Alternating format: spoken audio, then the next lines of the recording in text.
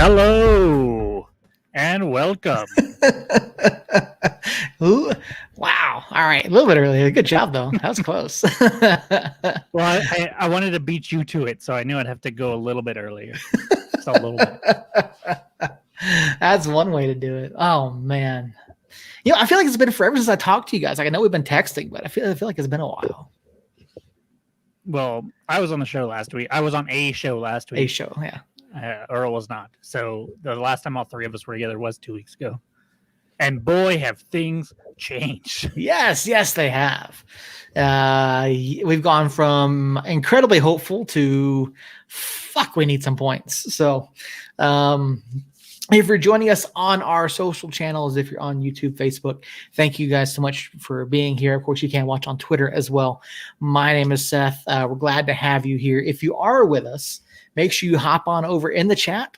When we get into the show proper, we'll get your questions and comments read on the air. We'd love to talk to you guys tonight about New Mexico United. I was down at the team store earlier and got to talk to David for a little bit and talk to some other folks about volunteering to help the club over the next few weeks in terms of getting out and helping mobilize the vote to get the bond passed in November. So some interesting things from there. And if you're interested in volunteering for the club, you can do that. Reach out to David Carl over on Facebook or Twitter, and he can help get you set up, whether it's through phone banking, which you can do at home. You can do phone banking, you texting, you can do canvassing, help with canvassing neighborhoods. There's going to be a table set up this weekend at Hall of Spirits with information to pass out, magnets, signs, things like that, if they still have them. Talking to David earlier, I know that they're running out. They are running out of stickers and magnets and yard signs. So, yeah, a lot going on. And appreciate everyone being here. We had some great shows last week. On Tuesday night, Jacob and I talked, and then on Thursday, I was joined by Harry Austin. You guys know him from SATX Soccer. Harry, of course, is a big San Antonio supporter and covers them. And so, great conversation with Harry last week. We broke down the Wednesday night matches and talked about what we thought was going to happen over the weekend. Talked about some men's national team, and yeah, just some great conversations. Go back and check out those episodes if you haven't already. We're going to go ahead and hop into this week's show, and we'll talk to you guys here in just a minute. Seth, I have a question real quick. Yeah. A little behind the scenes for everybody watching. On your StreamYard, can you see comments from everywhere? Yeah. Okay. Oh, yeah, you guys should be able to also, I think. Maybe if I hit this button that says comments, I can. Yeah. Interesting. Okay. Yeah, see, because you should be able to see like this. Yeah. So when you did that, it popped up on Facebook and YouTube? Yeah. Nice. Yeah, so no matter which platform people are watching on, if they're on Facebook, they see the Facebook comments. If they're on YouTube, they see the YouTube comment. And then Twitter doesn't take comments for whatever reason. I'm assuming it's because of the how the platform is set up. That's why Twitter can't comment on the live stuff. I know if we did a Twitter space, you can actually have people like pop in on their phones or the computers and talk to you, but you can't do like actual like typed comments. So the fuck do you just call that? Twitter space? Yeah, it's called a space. It's like a safe space, Earl. Look, no one can touch you there, Earl. After this week, I need one of those. I know Edson from down in the valley. He does one pretty regularly. I know Harry's shows over there. What's that? A safe space? Yeah. Or a Twitter space? A Twitter space. Oh. But yeah, there we go. Oh, there's Harry. Speaking of Harry, there he is. How you doing, Harry? I caught part of Harry's show last night, and they had a pretty good discussion going on over there. They talked about the issues that are going on with NWSL, and yeah, that's a whole heap and mess of crap. They talked some James Bond, which I might be able to go see this weekend. Hopeful about that. And I didn't see it. I didn't catch an answer to the last question I asked them. It was, and I'll go and ask you guys here. Ghostbusters got rebooted. You guys know that, with the female cast in 2016. Yeah. Okay. Can James Bond do the same thing? Yes. Yeah. Because the problem that Ghostbusters had was, well, there was a lot of problems that Ghostbusters had, but yeah, I don't know where to go with that question actually. So I'm gonna do what John Gruden should have done and just not say anything. See, my problem with Ghostbusters 2016 was not the cast; it was the movie itself. Yeah. Like it was terrible writing. The story was not good, and I don't think James Bond movies would do that. Yeah, and I think it's harder to reboot or to change a comedy like that. And with Ghostbusters, I mean, I think they had a Ghostbusters sequel. Did they have a Ghostbusters sequel? Yeah, there was for the 2016 or just the original before. Yeah, no, there was Ghostbusters 2. Yeah. So they had a sequel, but it wasn't like a like Bond is. How many Bonds have there been? Like 30. So you have all these different 25. iterations. You have all these different iterations of James Bond, and so it would more seamlessly just be like, oh, okay, this is just a different iteration. Whereas with Ghostbusters, it was like, hey, remember this movie that everybody loved and everybody thought was the greatest? Yeah, we're gonna redo it, which is never something people should say or do. Yeah, there you go. I'm not a Bond fan, so I'm not sure who would play the role of Bond and make or break the movie. Yeah, absolutely. And I think that's the biggest thing is, and in my opinion, I think you can do a Bond movie and not use the name James Bond. You can just have a 007. Like 007 is a secret agent with a license to kill, and it doesn't have to be James Bond. Like it can just be 007 and make up a different name, So there's only one person that can play the role of James Bond and not ruin it. Who's that? The Rock. And not ruin it? Ooh. I don't know about that. Wait, I missed it. Was that ruin it or not ruin it? Not ruin it. That's the only name? No, get out of here. I can think of probably 4. Off the top of my head, just The Rock. You know, I would like to see. I would really like to see a Kevin Hart. I mean, they're both the same height. Except they're not. But yeah, maybe Jason Momoa. Maybe. I don't know if he's got like the suave, the debonair type stuff. I don't think he's got that. Speaking of Momoa, there was a show on Apple TV. Yep. See? Yeah, that thing is fucking good. Incredible, dude. Yeah, I know. Wait. Time out. Yes, I own Apple TV. Earl has watched a show that wasn't on just regular TV, like CBS. Like what is your show? New Manchester? New Amsterdam? New Amsterdam, 911. 911. You realize that there's better television finally, and you have The Big Leap. Oh God. The Voice. Okay, I can't knock you on that one because we watched that one. I'm just kidding. No, I don't watch anything other than 911 and New Amsterdam.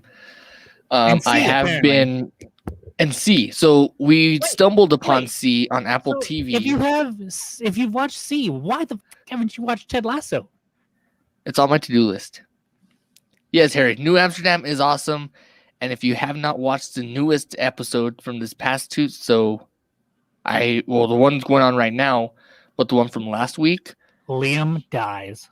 Shut your mouth. It's great. I don't know anything about it. I'm still on season 1, so I have no idea. There's not a character in New Amsterdam called Liam, so you're fucked. Yeah, I just made up a name. But no, so Harry, if you haven't watched it, I will not ruin it. Feel free to private message me whenever you do watch it. I am more than willing to talk about it. Watch Ted Lasso. Dumbledore dies. Watch Ted Lasso. I still need to either sign up for like an Apple Plus trial or something so I can watch that. Have I not sent you guys? No. Earl, send him Earl's your got stuff. I'll have to figure it out. I will. You guys my other stuff. I think if anyone could step into the role of Bond, the actor that I've thought it would be over the past several years would be Idris Elba. Okay. I think he could do it. I think he'd be a fantastic Bond. I feel like he's more of a Bond villain than a Bond. But I could see either way. I could see either way. But I think I would like to see him in a Bond or a Bond villain role. He's a good villain. Yeah, I think he deserved a chance. In terms of a female actor, I don't know. Like, honestly, I feel like there are so few female action stars. Like, I don't think you could stick like Gina Carano in there. I don't think you could stick like, I know Charlize Theron's had those roles in the Fast and Furious movies, but I don't think she could fit in that either. But okay, hear me out. You're gonna laugh at first, but think about it. All right, just want you to think about it for 1 second. Emma Stone. Okay, so you almost went the route that I went. I was thinking Mila Kunis. Mila, but okay. Same thing. Mila. Seth is like staring off in his face, like, what would that look like? I'm trying to think, what would Emma Stone as James Bond look like?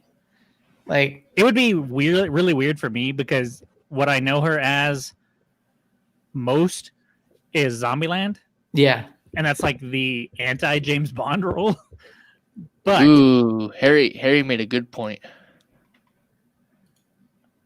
Harry, you can't say Bond is not a muscle guy and then say Tom Hardy. What about this? Okay, this is a name that you guys may or may not. Yvonne Strahovski. Welcome to the James Bond podcast. Right? Welcome to Somos Mas, where we talk about literally everything on the fucking earth.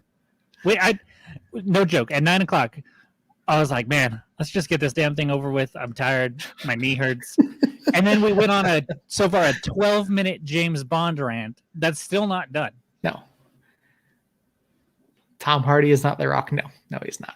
That is a factual sentence, Harry. So yeah, Yvonne Strahovski. For one, The Rock is bald. I do not, Seth. Okay, Yvonne Strahovski. She was on the show Chuck. She played Oh, yes. Do you think she could pull that off? I could see that. Yeah, that'd be good. Earl's gonna go Google it now. Actually, let me get out my Trish Stratus search. Let me go to. That was 12-year-old me, Earl. That was 12-year-old me searching that. So no, I was searching Trish Stratus because Seth said something that she had returned. I was like, wait, what the fuck did I miss? Yeah. No, I saw something about Trish Stratus that compared her like to how she looked back in that era to what she looked like now.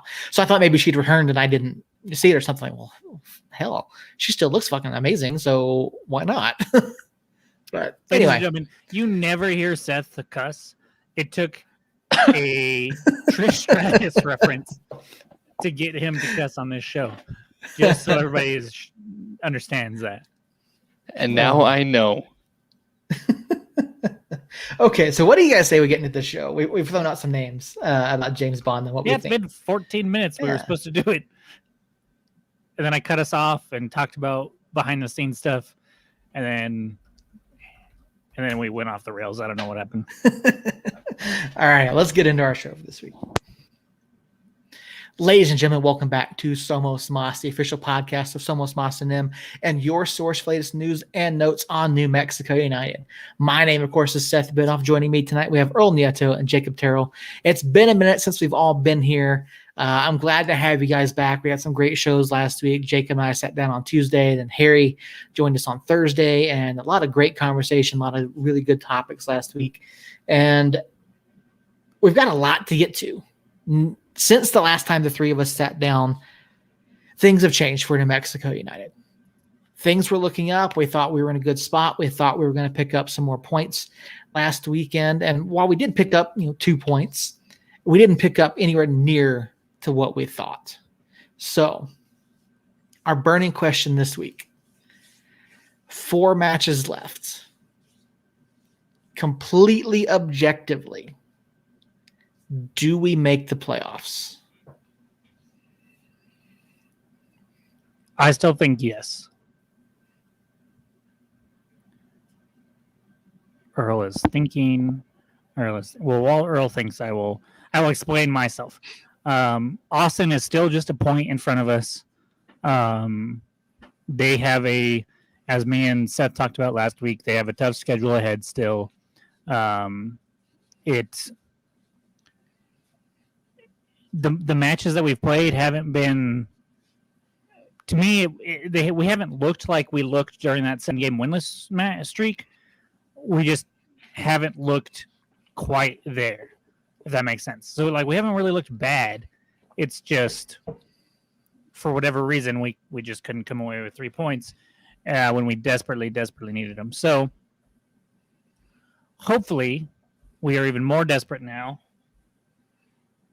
And we've had a week off, and we can attack the San Diego game. Hopefully, Amondo's with us, and I think I think we have a chance to still make it. But the hope of hosting, like David Carl had back when we had him on, that's out the window. So, but I still think we squeak in.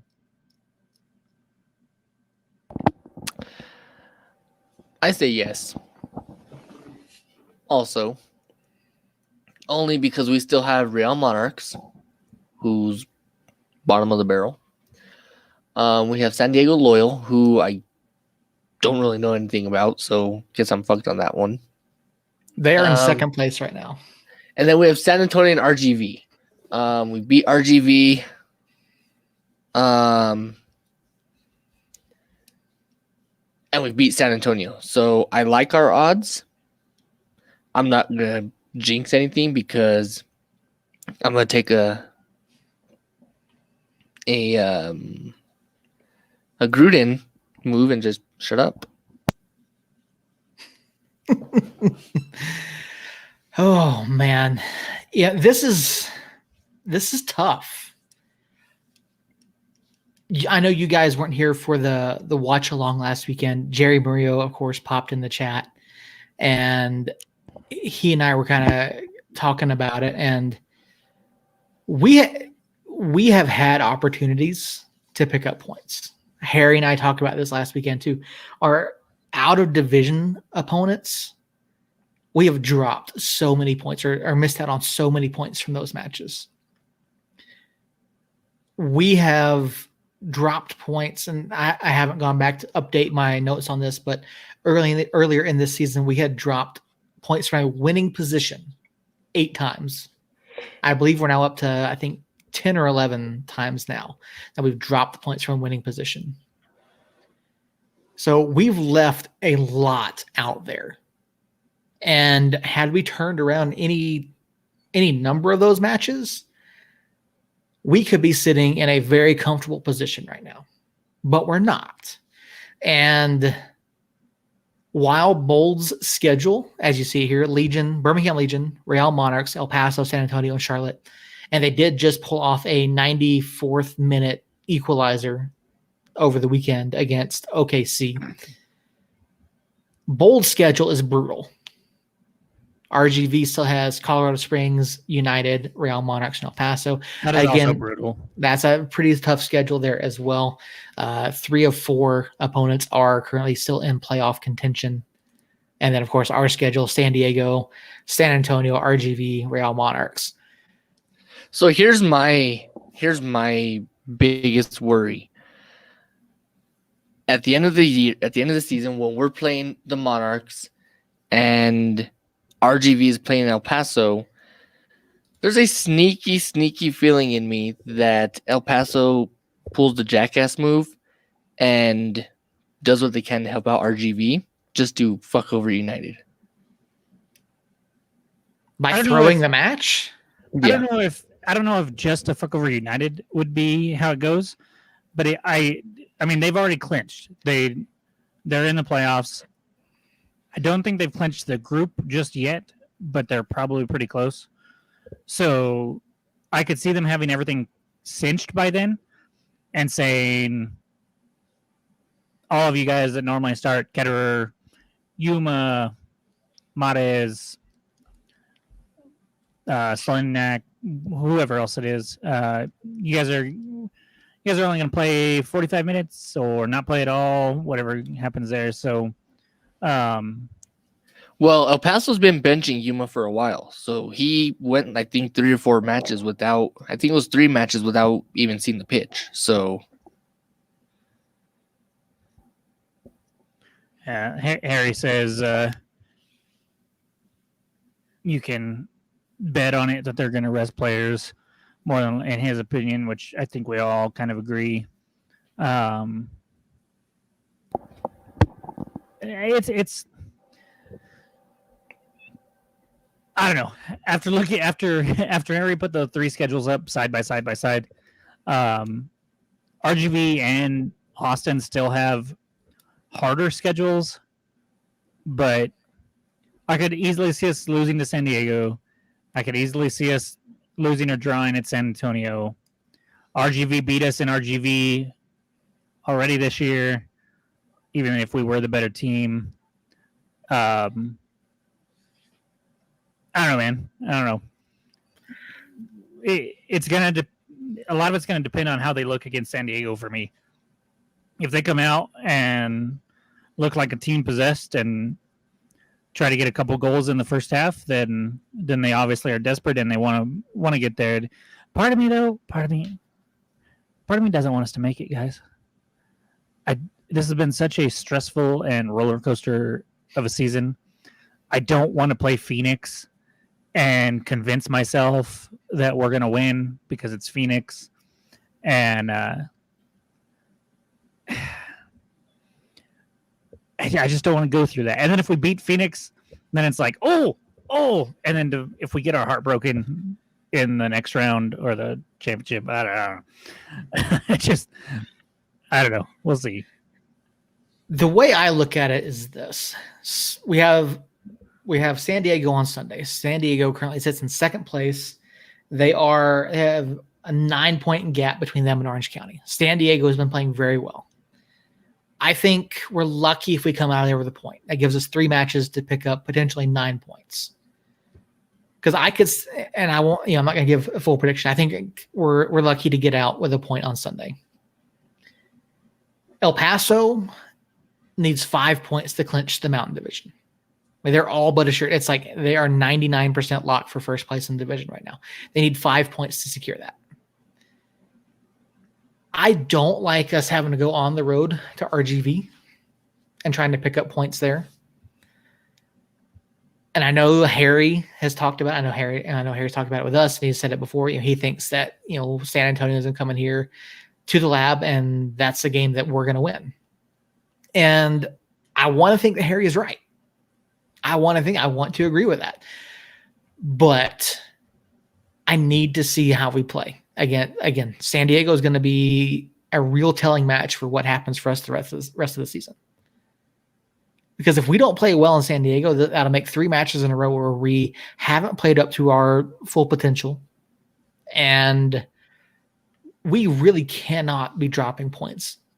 I mean, really at any point, but especially here in the final 4 matches. Like, we have to be on point.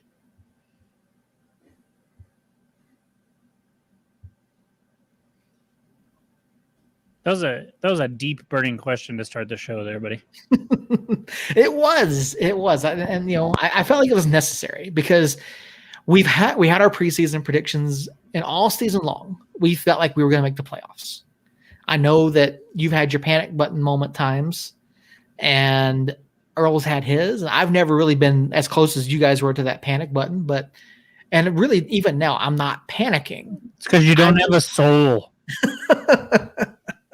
I'm just not convinced at this point that we're going to be able to close out the season and make the playoffs. Yes, because we've played so inconsistent at times. If you think that, then how do you not have a panic button pushed? How do I not have a panic button pushed? Because we have the talent, we have the ability, and we've shown that we can string together matches where we play really well. We just haven't played more than maybe 2 or 3 complete matches all season. So it's not a panic. It's I want to see us prove that we can do it for a full 90 minutes for consecutive matches in a row. That's what we want too, and that's why we're hitting the panic button, is because we haven't been able to do that. This is a team that on just talent alone should be right there with San Antonio and Colorado fighting for the second spot, if not fighting with El Paso for the first spot. And yet here we are in fifth place as we stand today, outside of a playoff position, and we're talking about having to beat RGV and Real Monarchs to have a chance at the postseason. That is why the panic button has been either pushed or been in reach, or we've been hovering over it all season, is because the team is underperforming compared to what I think not only the fans that are in the know, like I would put us in that category, having studied everything throughout the offseason stuff and looking at how we looked in the preseason and everything like that, and the team itself. I think if you asked anybody on that team if they would be disappointed in the season, they would all say yes. Whether they would say it in front of a camera at a press conference, I don't know. But if you got them to take truth serum and ask them, hey, Armando Moreno, are you disappointed in this season? They're going to say yes. Every single one of them. And that's why the panic button is in play. If I didn't care, or if I was just like, well, yeah, they've played okay, I'd like to see more, but whatever, then obviously the panic button doesn't matter. But when you come into a season like this with expectations, and we all had them pretty high, we all predicted them to, be first, second, comfortably make the playoffs at the very least, and that's not happening because of that inconsistent play that you've talked about. That is the definition of the panic button to me. I get where you're coming from. I do. For me, though, that panic button is we haven't lost 5 in a row. We haven't lost 4 or 5. We haven't gone on significant losing streaks to where I'm questioning the players and their ability, or Troy's ability to coach. We know they have the ability. We know that they're talented. We know that they can perform in this system, but they haven't shown it. That's why I'm not hitting the panic button. I don't get that at all, but I don't want to beat a dead horse, so I'm gonna let Earl say something if he wants to jump in here. I don't know what to say. I mean, Seth, you said we didn't go on a long losing streak, but yet we lost 7 in a row, or we didn't win 7 in a row. Yeah. So essentially, that's a loss because that puts us in the position we're at right now. Had we won those games, we're not in our position that we're in right now. Even if we drew more than we lost, we're still not in this position. So I really don't know what to say. My panic button's been hit as of this past weekend. And I will continue hitting the panic button until we clinch a playoff spot. If we clinch a playoff spot, I'm kind of on the same boat as Jacob, where I don't want them to, just because I'm tired of the stress. And when I say that, the fan in me wants them to, because I am a fan. And when I say that, by the way, if me and my wife are there on the 30th and we win and clinch a playoff spot, don't think I won't cry and celebrate like a madman. That's not the case. It's just that come that time we play Phoenix in the playoffs, my stomach's going to be in knots, and I'm going to be like, why? Why do I put myself through this? I don't understand. That's my exact point. Is I want them to clinch because I am a fan, and I will actually be on the road driving home from Missouri that day. So my wife, if you listen to this, you will be driving home, just so you know. It's in recording, so it's already been said. It's facts. And I will probably cry if we win and clinch a spot that night. But my comment still stands, where I'm tired of the stress. So yeah, I will be pissed at myself for putting myself through the stress, like I did last year when we were playing at El Paso. Freaking stressed. So yeah, so I want them to clinch because I'm the fan and the fanboy that I am. But I don't want them to clinch because I don't know how much my heart can take, how much more of this. I agree, Harry. I agree. He says, but to miss the opportunity to take out Rising is worth the stress. I At the end of the day, I agree. It's just, man, especially when you're like fighting to make the playoffs. Like if I was San Antonio right now, I'd be like, yeah, bring on Phoenix. I don't care. I have no stress right now. I'll just have stress during that game. But for now, 4 matches now, the next 4 matches, every single one of those, I will be living and dying on every chance created, every goal, every Tembaka save, every moment of those matches. That's quick math: 90, 180, 270, 360 minutes of just like the highest level of stress that you can have outside of like a kid of yours not being well or something like that. It's just I don't want to put that on my body. See, and I wouldn't be as stressed had we took advantage of the goal scoring opportunities. So had it been 4-4 or 4-3 games, more than 2 goals scored each game, I'd be okay with it. I'd be looking forward to taking on Phoenix in the playoffs. I'd be super excited for it. But the fact that we can barely put together a 1-1 match against whoever the fuck we just played, RGV, or a 1-1 match against Hartford, or a 1-1 match against freaking Loudon, like you can go on and on about this, where we're drawing with the worst teams in the league. Harry. But then we expect to go against one of the best teams, and I'll admit it. Phoenix is one of the best teams in the league. And yes, playoffs is a new season, and that's what scares me. Because that's where Phoenix gets hungry, and that's where they start scoring, and that's where they start showing that they're Phoenix and one of the best teams in the league. And we've proven time and time again that we're not. Because we can't put the ball in the freaking net, and that's what counts. At the end of the day, it's who has the most goals. And not only that, Harry, but the playoffs is a new season. It's especially single elimination. I mean, anything can happen. But Harry, I don't know if you watched Ted Lasso, but there's a saying in one of the episodes. It's the hope that kills you, and making the playoffs gives you hope because of that single elimination. So that hope of anything could happen is what would ultimately kill me if we don't win the championship. So, anyways, on a more positive note, guys, I'm going to interrupt this heavy talk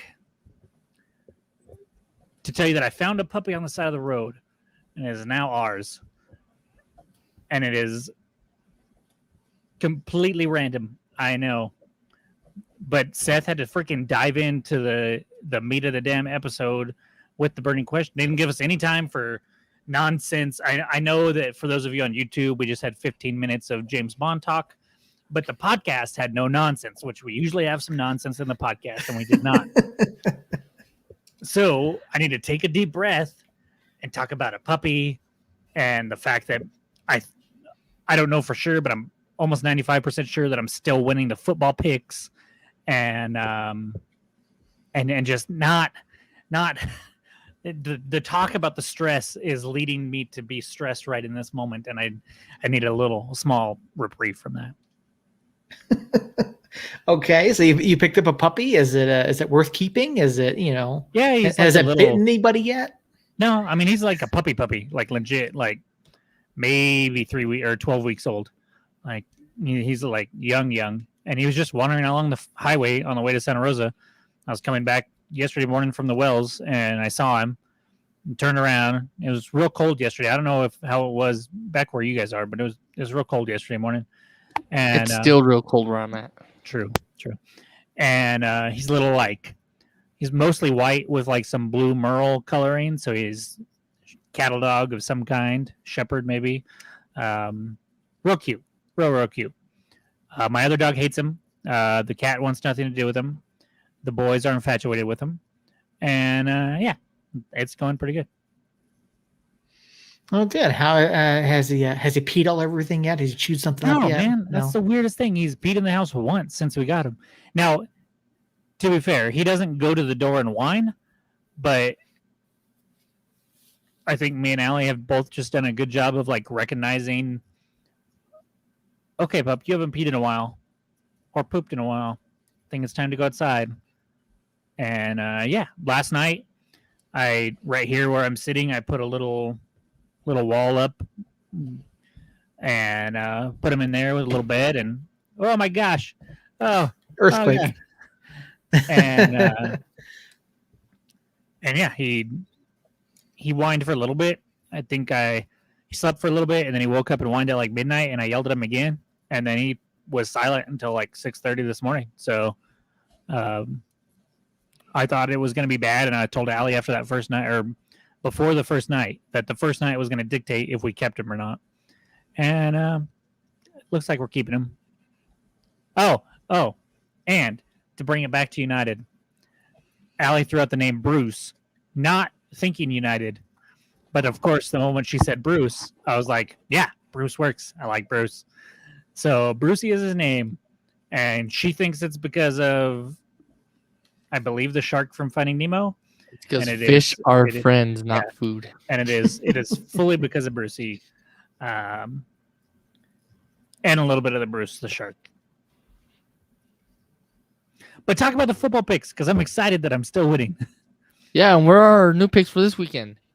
I got to get those out because, like I said earlier before the show, I was out at the team store this afternoon, so I didn't get a chance to come up with some new questions yet. But that's okay. I don't like when you give them to us on the podcast, anyways. So texting them to us on the next day is fine.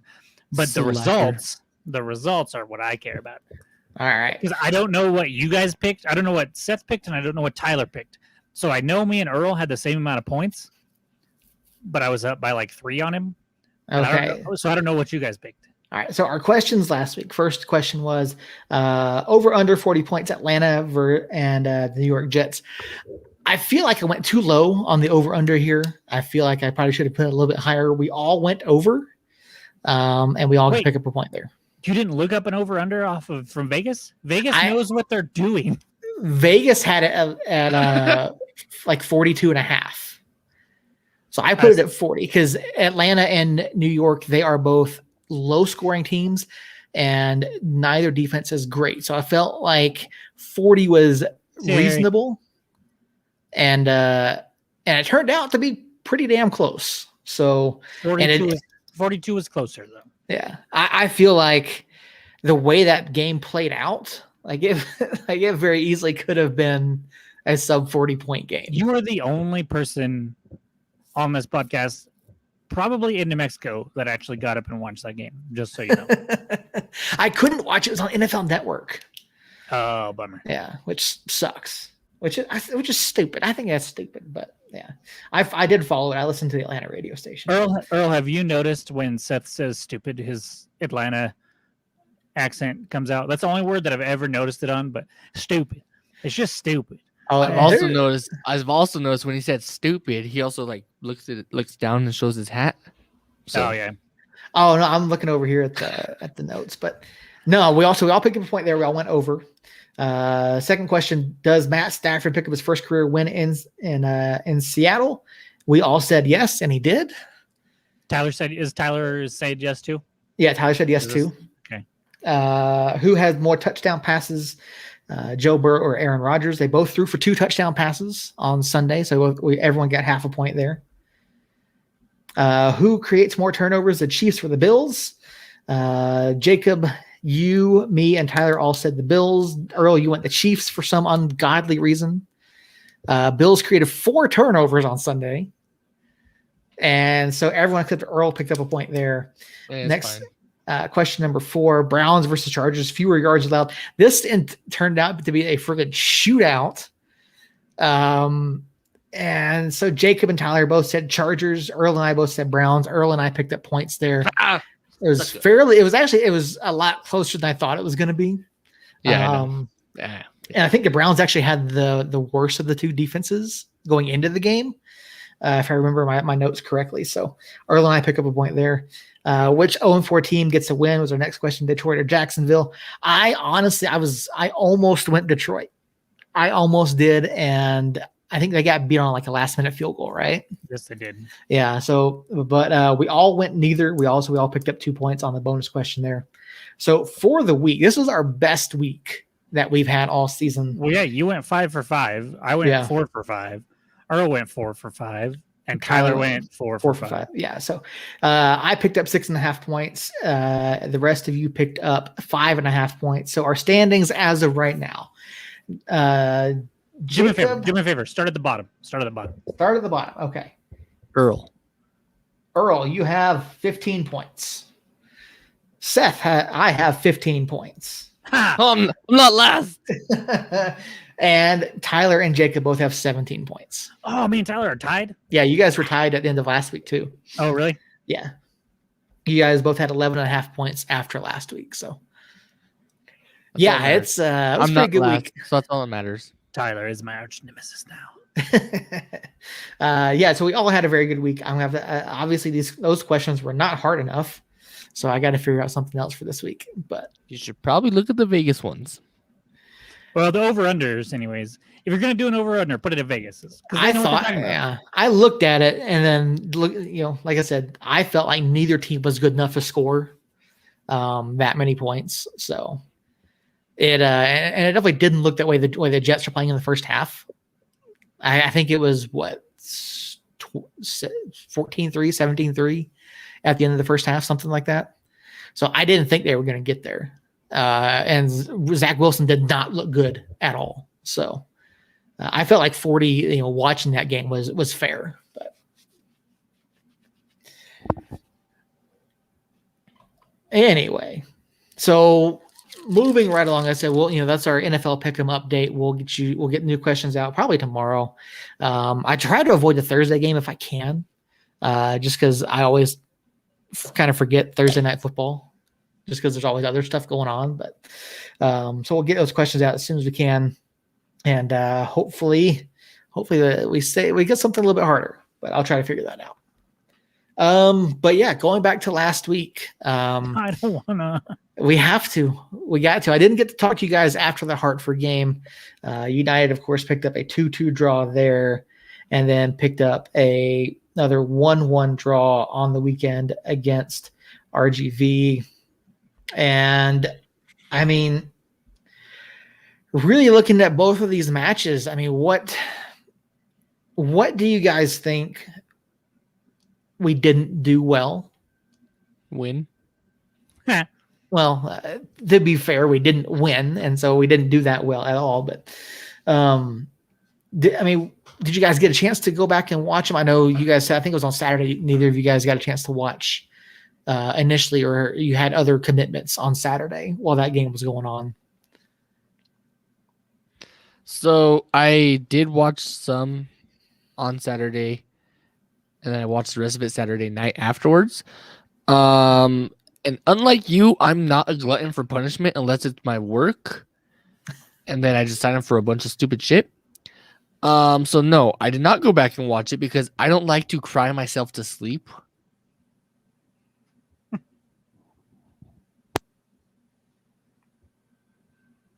What were your thoughts the first time you watched it? Sorry, my wife texted me. My thoughts on I'm glad we drew. I didn't really have anything negative to say, but then I don't have anything positive to say either. Okay. So I'm neutral on it. You're okay. You're neutral on the Saturday match. Well, let me ask you this.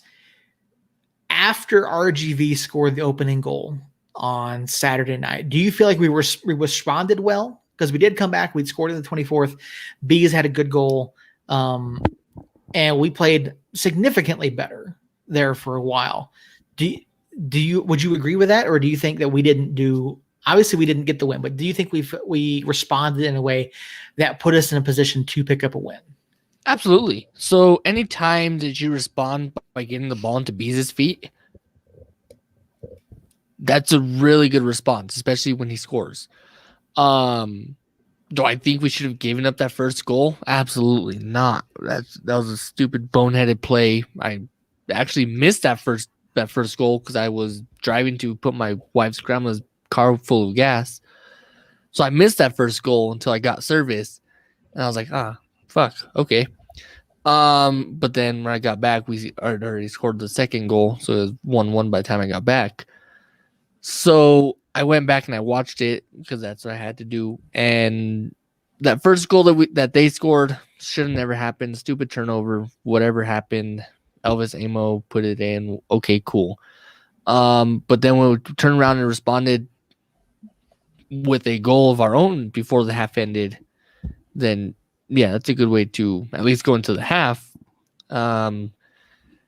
Should have been another one in the second half. I feel like we kind of turned it off, especially at like the 70th minute. And then whenever Nava came in, it was just too little too late. Especially putting in Nava for a goal scorer was kind of a bad sub to make. I would put Nava in for a midfielder that was already tired. I do believe that there was a 3-letter person on the field that could have came off, especially for Nava. But I digress. What infuriates me about this whole season, there's been 2 things that I just feel have absolutely killed us. And it's our finishing, which we've talked about a bunch. There was more problems with that against RGV, who just should have been able to find a second goal somehow. We just have too much attacking talent, even without Armando, to not find 2 goals at home in a must-win game. I don't understand how we can't do that. And then 2, I can probably count 8 goals that were directly from a mistake by 3 people, basically. And the first one, I'm not going to throw him under the bus too much. It's Ryden. But Ryden earlier in the season made 2 mistakes that led directly to 2 goals. Can't hide it. It happened. And then Guzman and Azira have both just given the ball away in the worst possible moments, and they have led to goals. And they're not bad players either. Guzman, well, okay, maybe. But I think Azira does well when he's surrounded by the right people. And you ask him to do things that aren't control the ball at the top of the 18 of the opposing team. We're going to say something, Earl? No, I was pretty much gonna just work off of that, where I was gonna agree with you, where when Azira's asked to kind of play like the 5th lineman, the 5th defender, he's good. He's reliable back there. But when he's asked to come into the attacking half, he completely is not that guy. And then Guzman, we all know he's given up a ton of turnovers, and a handful of those have led directly to goals. If you take away those mistakes, specifically against specifically in the El Paso matches, you're looking at drastically different results for us in those matches, which therefore would put us drastically different place in the standings. And I don't understand why players are making those simple mistakes in such dangerous positions. And I don't understand why we can't find a goal with this talent in a desperation game at home against an inferior opponent, in my opinion. So here's what I don't understand. Soccer? That too. At this point, I don't understand New Mexico United soccer. I'm going to be honest. Or soccer in general. I don't understand how a person can cause so many mistakes, and in this case, JPG, but yet still see the freaking pitch every weekend. I don't get it. Well, but when But when he doesn't play, we play incredible and we come out with wins. As soon as he hops on the field, we're the same old United that went on a 7-game winless streak. Yeah, I don't understand it either. For us simple folk to see that and question it, and it just be so glaringly obvious. Why does it keep happening, Seth? Why?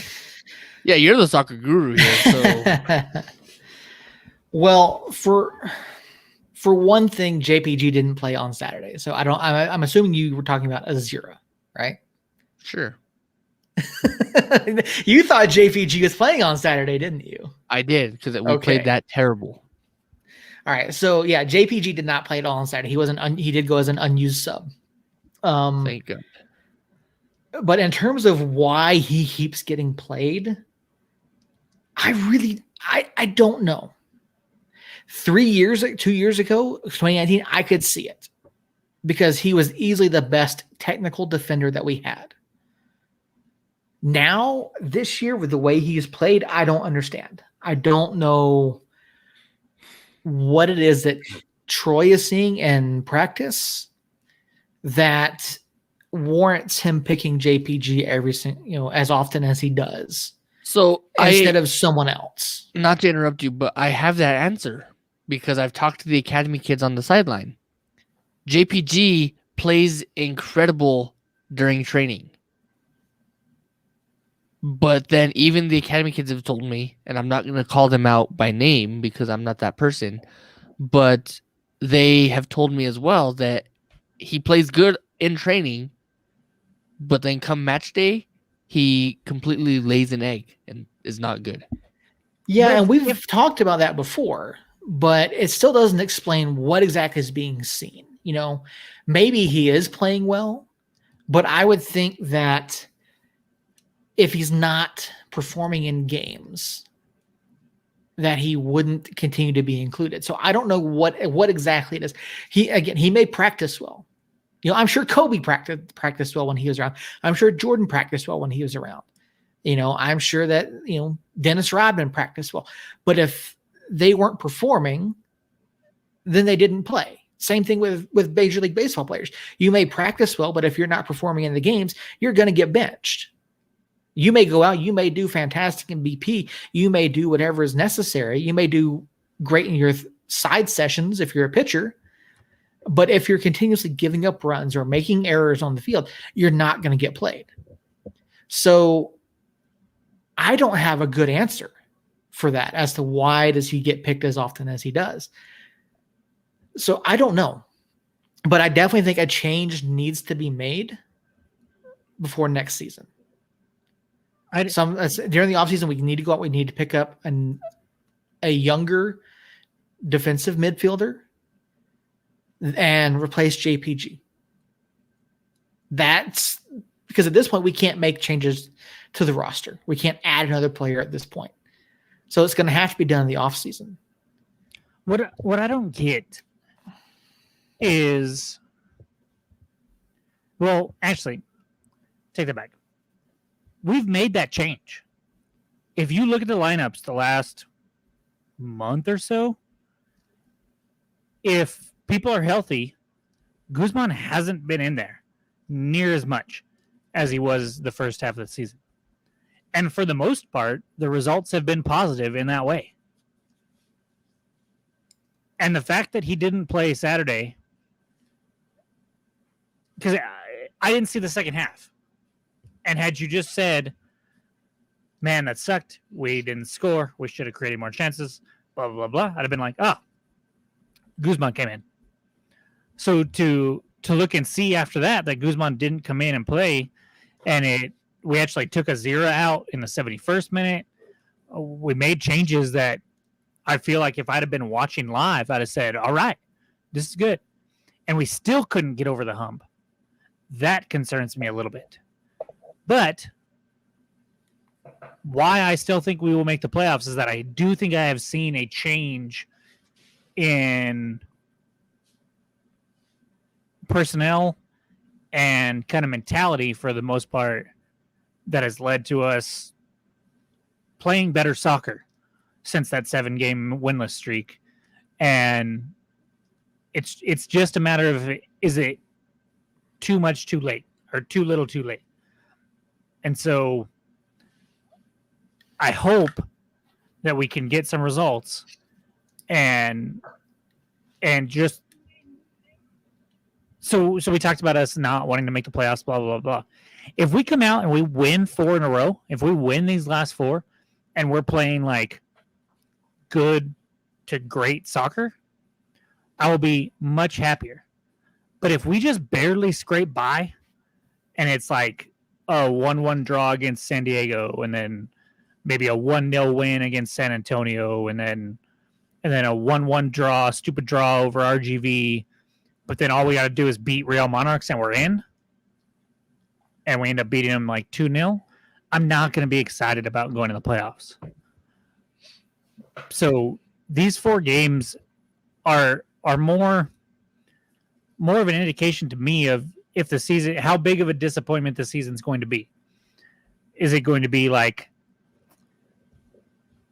wow, we absolutely sucked. Maybe there needs to be a talk about Troy at the very least. And there's no way that we should have missed the playoffs and finished second to last in the group because RGV and Austin both pass us, or whatever the case may be. Or is it going to be like, okay, well, we have some hope for next year. We started playing better at the end of the year. We got on a hot streak. Sure, we made the playoffs and we lost to Rising, but that's better than we were playing better at the end than what we had been showing. So hopefully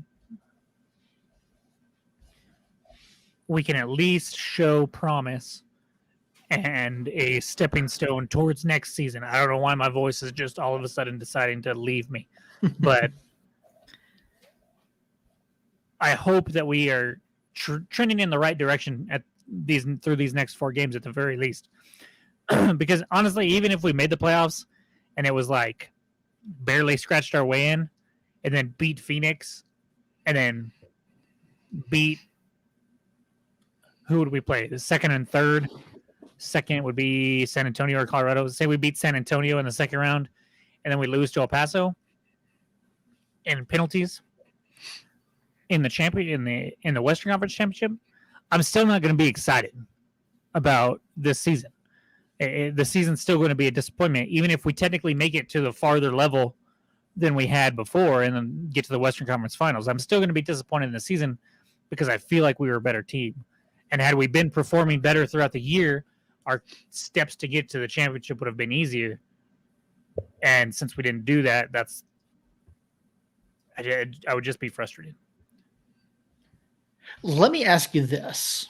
There was a tweet that went out the other day, and it was basically a subtweet about another club, and Harry tagged us in his response to it. And the tweet was basically saying, if you're still playing the same lineup that you did years ago, you're not adapting, you're not moving forward, you're not going to be able to keep up with the changes in the USL Championship. And I responded, I like the fact that we brought these guys back mid-season because they do fit the system and we have done better since we brought them back. But we do have to adapt and change and move to be able to move forward, because you see El Paso making great signings. You see San Antonio making good signings. You see Colorado Springs making some fantastic signings, and you see it all around the league.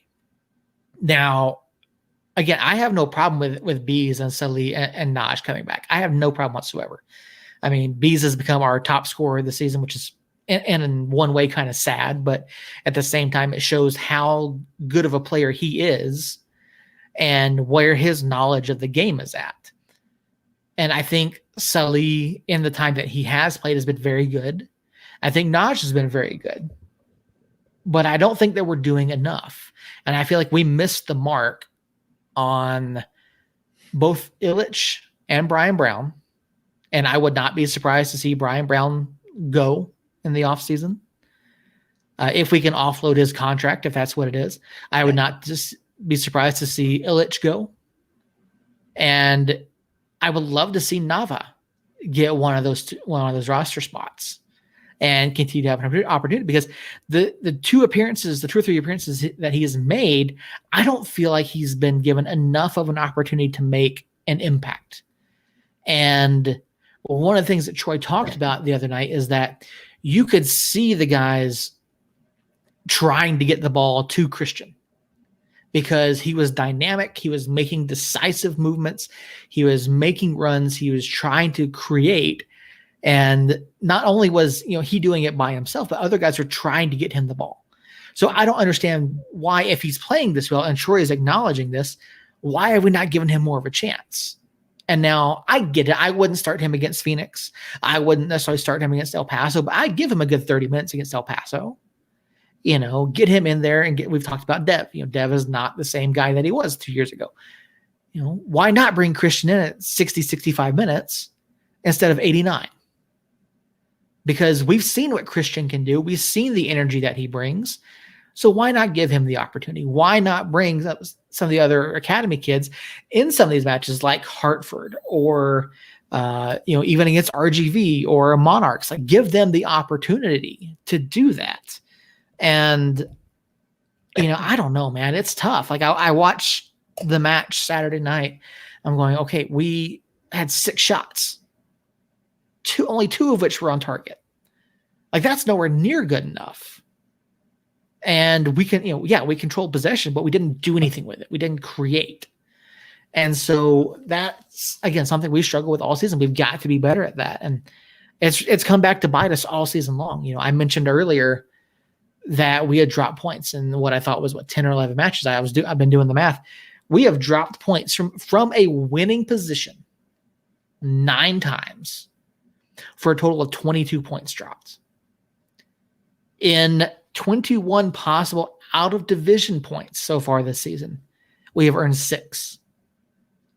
Neither of those stats is good enough.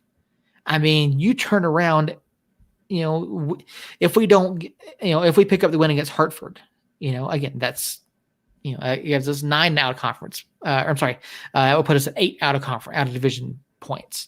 You look at some of these matches, draw against El Paso, lost Colorado, lost to Real Monarchs, lost to El Paso, draw to El Paso, draw to Oakland, draw to Austin, lost to Phoenix, draw to Hartford. You pick up a win in, 3 of those. Just 3. It's a drastically different season. And I don't think we're having this conversation if that's the case. If you give us a win in 3 of those, that's 6 extra points. That puts us level with Colorado Springs. Yeah. And we'd be, like you said, having a completely different conversation. There was so much to unpack there. But I want to go back to the tweet, because I disagree with the tweet in certain circumstances. Because you can look at El Paso, and while they have made changes to their lineup, they still play the same fundamental way. And the people that they have replaced people with are just plug-and-play people. Same with Phoenix. Phoenix has been, the majority of Phoenix's lineup is the same. It would have been about just like ours. The problem is we were never playing like Phoenix. We were never playing to the level El Paso was playing. And so when you do that, you have to figure out why that's the case. You have to figure out why you're not up there with the top teams in this league and this conference. And you have to make changes to get there. Whether those changes are personnel or tactical or mentally, mindset-wise, I don't know. But I know Earl was definitely on the Illich train after we signed him. I was leading the Brian Brown fan club for New Mexico United. It was just me, but I was leading it. And they fell flat. They did. I think our other signings have done really well. I think Harry, when he was healthy, was a dynamic part of this team. Rivas has obviously been a fantastic addition. You look at Tambakis. You look at, why am I blanking on names? Azira even has been good. Not great, not fantastic. He's made mistakes, yes, but I like what he has brought to the team 90% of the time. But those two attacking options up top were not what we needed. And to see somebody like Haji Berry go to Colorado Springs and just light the freaking world on fire and know that he was available. To see Phoenix sign, I'm going to blank on his name, son of a bitch. Maddox? Yes. Mid-season, they signed him, and he scored goals for them already. How are we not making moves to get proven goal scorers when we have shown so many signs of not being able to finish? It is so here failure by Troy. Here goes my Stephen A. Smith. Here goes my Stephen A. Smith moment. It's been two fucking weeks. Earl. It's been 2 fucking weeks for this. I'm still super high on the Ilya Illich train, and I pray to God he comes back next year. But what I also pray to God about is that he gets more time. When he's on the pitch, he shows he's good. He scored goals when he's on the pitch. Goal. He needs a goal. Okay. Scored goal. I mean, how many has anyone else scored? Other than... I think there's like 4 people with over 4. Maybe 5 people with over 4. Can I get a fact check? Sorry, what am I looking at? New Mexico United goals. Yeah, let me pull it up. Sorry, I've been doing a lot of stats stuff. So I know there's Bees who has about 1 billion just for United. Bees has 6 since coming back. Mondo has 4. Mondo has 4. Rivas has, I believe, 3. Dev has 3. Dev has 5. No. Where have I been? Where the fuck have I been? Anyway, so Bees has 6 since rejoining. Mondo has 5. Sergio has 5. Dev with 5. Josh Suggs with 3. Brucey with 2. Salih, Ilya, Tanare, and Azira all have 1. And Illich. Yeah, I said Ilya. Oh, Ilya. Okay, I was listening for Illich. Yeah. So yeah, So I am still on the Ilya Illich train, and I pray to God he comes back because he definitely is reliable. He just needs more time.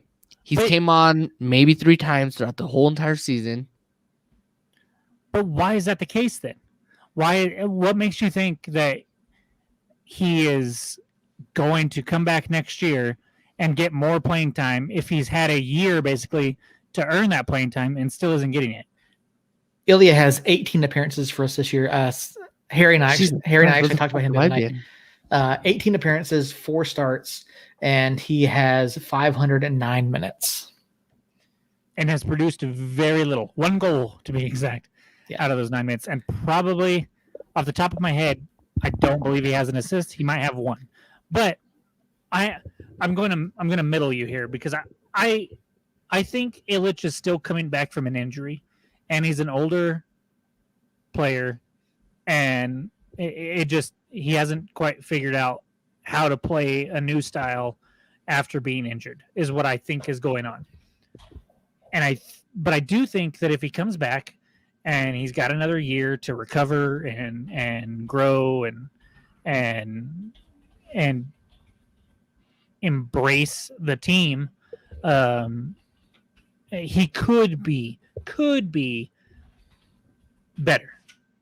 But that doesn't mean he's going to be the answer of who's going to finish for this club night in, night out. I don't think that's what he's going to be. Even if he does come back and do better, he'll be like a secondary guy, but he won't be a Haji Berry light even, or a quarter of Haji Berry even. So you are correct. Ilya Illich has 0 assists for the year. Once again, that was my Stephen A. moment. Still trapped. Still trapped up here. Andrew Tenari leads the club with 7 assists. Which is he also leads with yellow cards. No, he doesn't. What kind of fucking world are we living in? Mondo does. Mondo just served the 1 match suspension. Remember? Oh wait, no, you weren't here for that show. We talked about that Tuesday night. Wednesday night, Amando would have served a 1-match suspension for yellow card accumulation, but since he was on international duty, he served the suspension without actually missing a game. Huh. Yeah. Tinney is close. I think he's got a 6 or 7. I'd have to look at it. I've got a spreadsheet with that numbers on it too. But yeah, no, we haven't produced enough. The guys that are in key roles haven't produced enough. Bees has made a huge impact. Sergio in his time, I love seeing Sergio. I think Sergio needs more time than what he's getting. And there's just so much that we could be doing better. And we've seen the defensive miscues. We've seen the turnovers really in the defensive third. That's what's hurt us most about those mistakes is where they've been on the field. Now, I mean, I don't know what Mike was thinking Saturday night. He had an opportunity. He could have passed it back up the pitch. He could have passed it back to Kalen. I don't know what he was thinking, but he got his pocket picked. And I mean, Kalen didn't exactly step up to try to play that ball back out, but it's these mental errors in bad spots.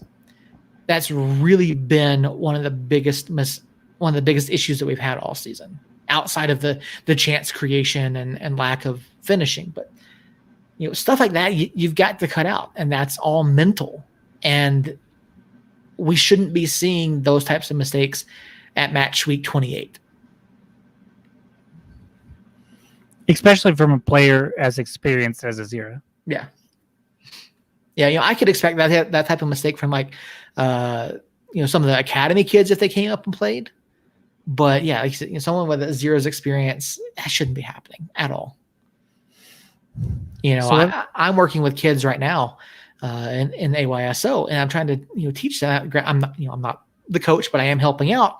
Trying to teach them, especially playing goalie. Like, you're in charge. If you're back here, you're the goalie. You're in charge. This is your area. If a ball is coming in slow, you tell your defenders, hey, I got it. I got it. Just go. Like, leave it alone. I'll get it. Direct them. And even if you're playing defense, you have to get there to that ball. You make a decision fast on what you're going to do, and you commit to it. You don't sit there and think and wait to see what happens. You see that ball, you make a decision, you go after it. And then you try to pass it out as quickly as you can. And, honestly, we could be saying the same exact thing to these professional players right now. Like, make a decision. Get the ball out, move it forward, and clear the danger. Like, why are we having to say this?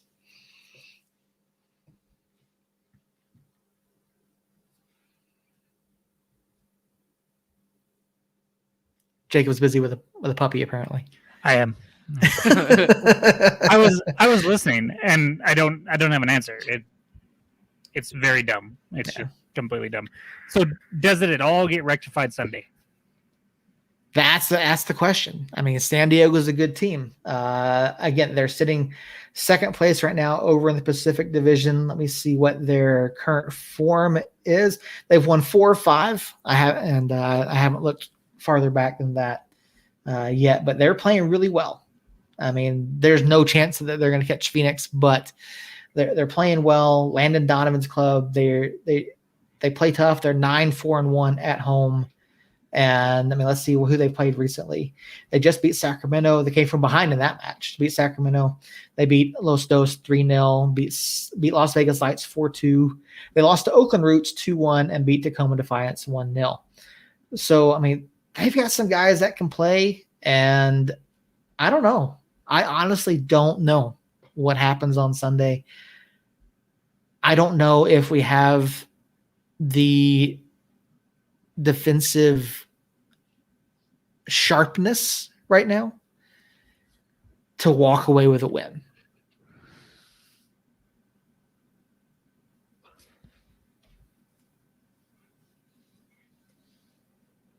Jacob's deep in thought. But Jack Handy. I'm not. not even that deep in thought. It's the same thought that's ran over and over in my head for the past 3 months. I'm not sure I'm worried about the defense, but we're not going to be able to score more than one goal, seemingly, anyways. So I think prediction-wise, like the most obvious outcome, because it's been the most obvious outcome for us all year, is a 1-1 draw. I don't know how many we've had, and I don't want to look it up right now, but my guess is through 28 matches, we've had at least 8 of them. And so 5, that's it. Yep. Wow. I feel like it's every freaking match that it's. We've had 5 1-1 draws, 3 0-0 draws, and 1 2-2 draw. So yeah, I don't know. 1-1 draw is still the most likely outcome as far as what we've had. So if we're doing predictions, which I'm going to go ahead and do because it's late and I want to get out of here. Actually, that's not true. I don't necessarily want to get out of here, but I do want to stop the recording because I have questions for you off air. I say 1-1 draw, and I'd be okay with that. Earl, what do you think? Don't cry, Earl. It's just soccer. No, I have allergies kicking my ass right now. Yeah, that's what they all say. Yeah, that's probably what you tell your wife during New Amsterdam, huh? That's like that's like walking away so I can wipe away my tears. Not crying, you're crying. There's no crying in baseball unless you're a Braves fan. Who's in the playoffs? They did win. Who's going to the NLCS? Anyways, I digress. Fuck, you see, I just don't know because I don't have faith in us to hold a lead. But I don't want to call a draw. Like, that's 2-1 us. Okay. I thought you were going to say, I thought that was leading to a loss, is what mathematically that's what you just said was we would lose, but then we're not losing apparently. So yeah, we haven't really paid too much attention to San Diego Loyal other than knowing that they have Landon Donovan. Just looking at their roster, they've got guys that we're familiar with. Koya Herzog is playing for them. Jack Blake is playing for them. Douglas Martinez, guys that we've seen in the past, guys that we know can play, guys that are tough opponents on the pitch. I don't like our chances the way that we've looked these last 2 matches in terms of chance creation and mental mistakes. I think we're lucky to walk out with a draw. I don't want to give a score line because I just don't know. I don't trust that we have enough finishing in us to score more than 1, but I think we're solid enough. Time out. We got a pissed off Jacob. No, I'm letting him finish. I'm letting him finish. I think we're solid enough to pick up a draw. And that has to do primarily with the defensive play. Okay. Damn it, Seth. We've picked scores for 28 matches, all 3 of us. We're not going to go on the 29th match and have somebody not pick a score line. You are picking a score line or you're kicked off this pod. Wait, he can't be kicked off. He's the host.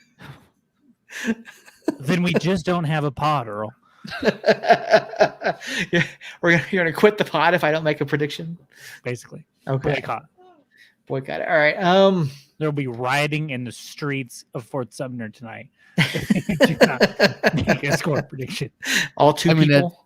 That's easy for you because you make up like a quarter of Fort Sumner. Sorry. They'll be rioting in the street of Fort Sumner.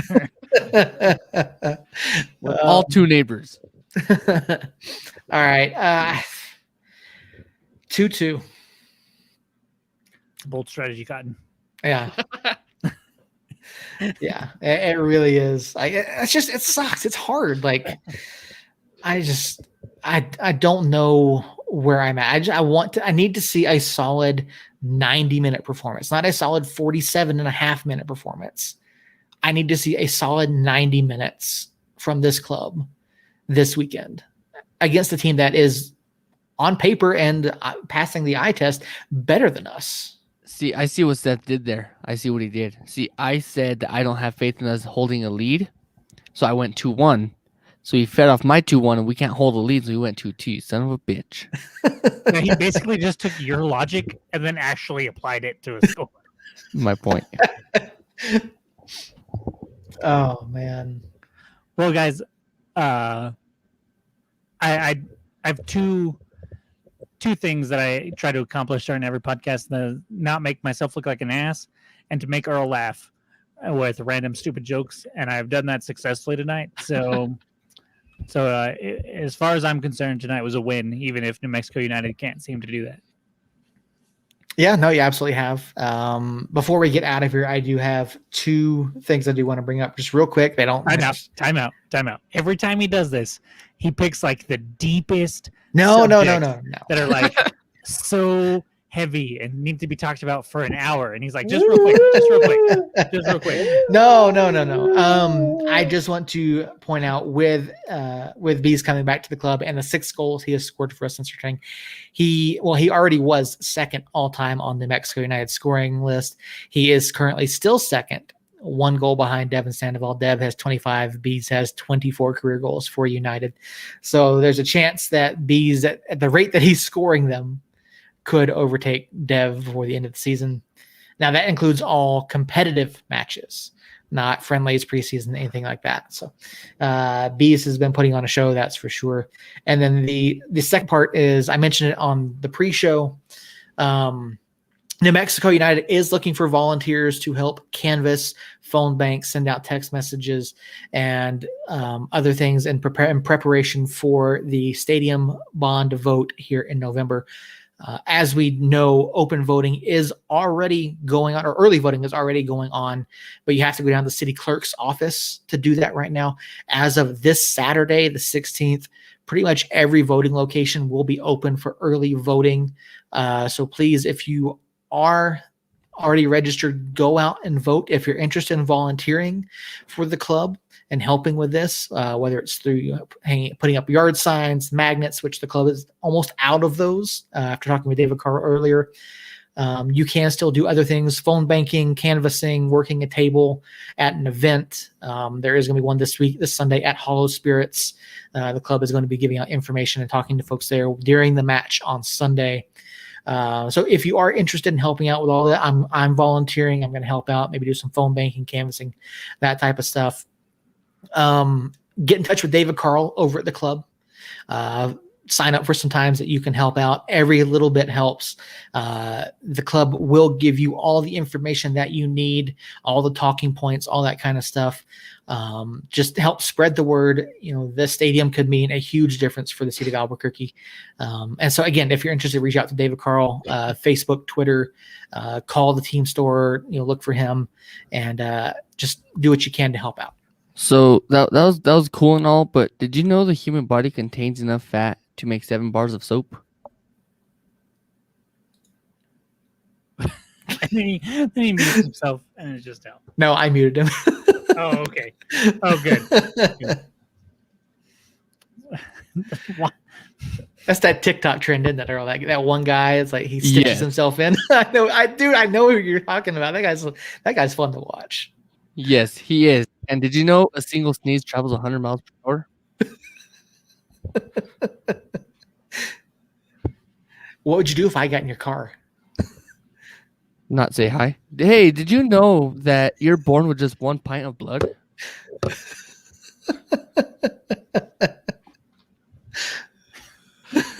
Get us the fuck out of here, Jacob. Thank you. Oh, man. Well, for those of you watching along with us on YouTube, Facebook, and Twitter, you made it through Fun Facts with Earl. You made it through 15 minutes of James Bond talk. You've made it through the deepest burning question we've ever started with. And then you've made it through 3 depressed New Mexico United fans talk about how bad their soccer team can play, or has been playing at the very least. And for that, I thank you. And I hope that along with Earl laughing at some of my stupid jokes, you did it as well. and I hope that you all see that Seth has no soul as well. Just because it's very important that you see that. And I mean, It's very true. It's very true. It Did you is. know the name Bonobo resulted from a misspelling? You son of that's not even a name. I think he's talking about monkeys. Ladies and gentlemen, thank you for watching and listening.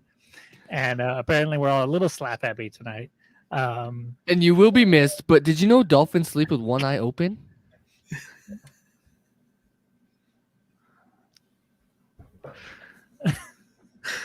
Can you send me who this guy is? Because I don't know who this guy is. And Yeah, I can, but did you know that vacuum cleaners were originally horse-drawn? Seth, mute him so I can get us out of here.